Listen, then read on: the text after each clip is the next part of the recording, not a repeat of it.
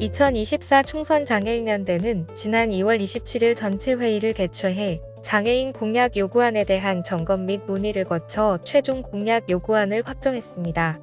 장애 유형 직능 특성별 48개 장애인 단체로 구성된 2024 총선장애인연대는 지난 1월에 연대 구성 및 출범했습니다.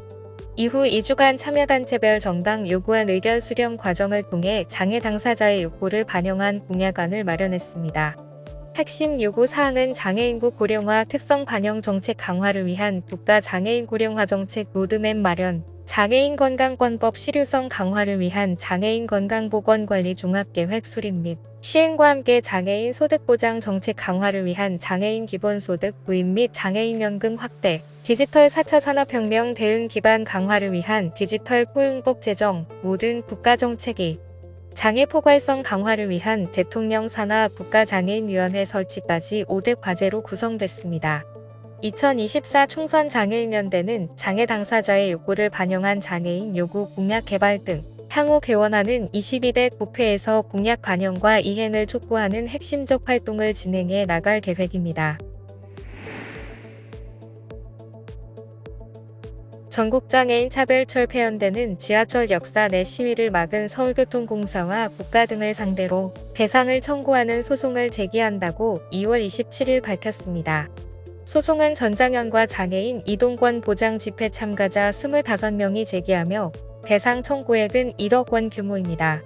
전장현은 이날 오전 서울 지하철 4호선 해화역 2번 출구 앞에서 기자회견을 열고 서울교통공사 집회 현장 책임자였던 최영도 전 서울교통공사 고객안전지원센터장, 경찰 공무원을 관리, 감독할 책임이 있는 국가는 헌법에 의해 보장받는 집회를 방해했다.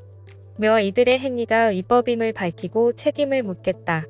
고 주장했습니다. 소송을 맡은 이도경 한국성폭력상담소 상근 변호사는 지난해 11월 30일부터 12월 15일까지 원고들은 기자회견과 침묵 시위 등 평화적 방법으로 장애인 이동권을 위한 집회를 해왔다. 며 집회 참가자들의 승강장 진입을 원천 봉쇄한 것은 헌법이 보장하는 집회의 자유를 침해한 불법 행위라고 주장했습니다.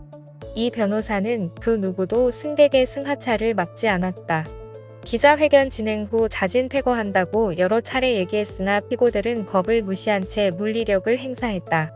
며 더 이상 불법 행위를 용인하지 않고 원고들의 정신적 손해를 일부라도 보상받기 위해 소송을 제기하게 됐다.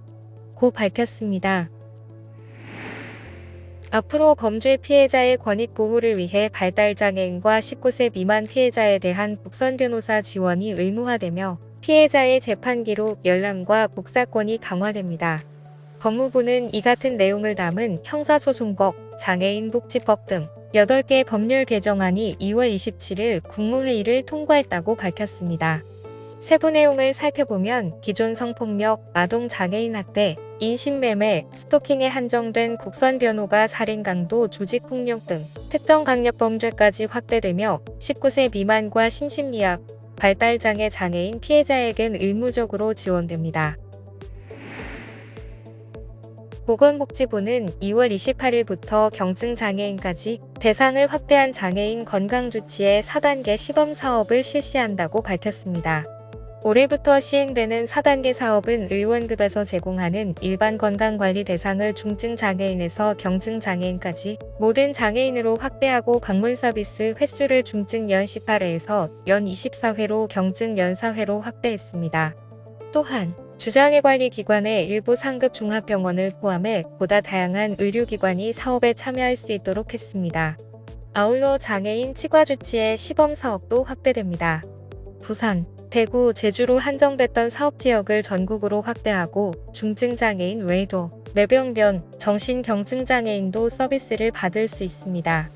건강주치의 이용을 원하는 장애인은 국민건강보험공단 홈페이지에서 원하는 주치의를 선택해 서비스를 신청할 수 있으며 엘리베이터, 장애인 전용 주차구역, 장애인 화장실 등 편의시설 정보도 확인할 수 있습니다.